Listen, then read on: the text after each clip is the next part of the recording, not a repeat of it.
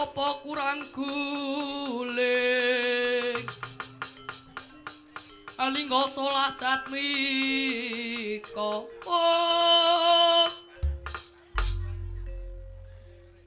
Dimas Bratasena lan Yayi Permadi.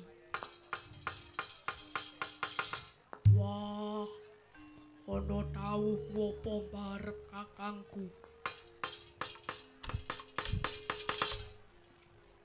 Wonten dawuh Kakang Mas. Lah iki Yai Nakula lan Yai Sadewa ana ngendi? Menika nembe wonten pategalan Kakang Mas. Semude kaya wong bingung. Ana apa?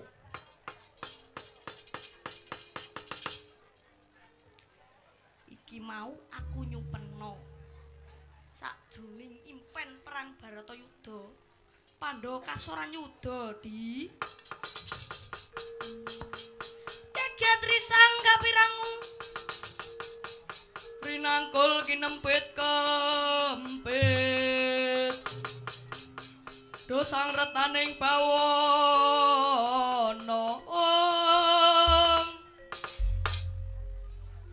Wah, mukal yen para Pandhawa kasoran apa mbarep Kakang Kulali yen Pandhawa tau unggul rikala pandhadaran siswa.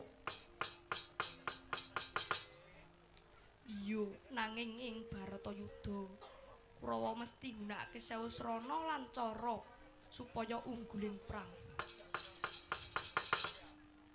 Nyuwun pangapunten Kakang Mas Kalilanana. Kula badhe maneges mring Bathara ngengingi bab menika. Ya Di, aku percaya marang lekasmu.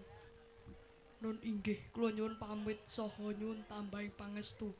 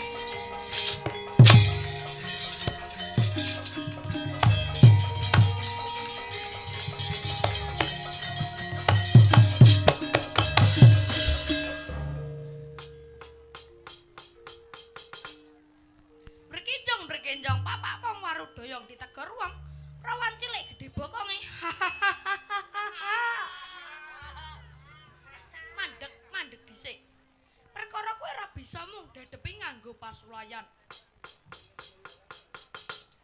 Lajeng keparengipun pukul Narada kados pundi? Ratu Gustimu bakal kasembadan sedyane garwa Betari Supraba nanging entenono ana pucuking Gunung Indrakila nyuwun pamit.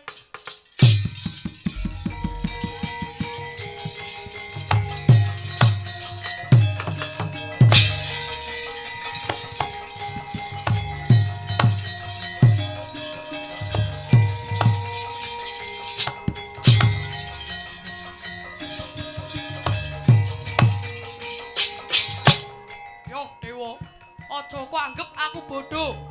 Kanggo ngawekani nggon kulmaku menyang Gunung Indrakila, aku tau bah wujud dadi celeng.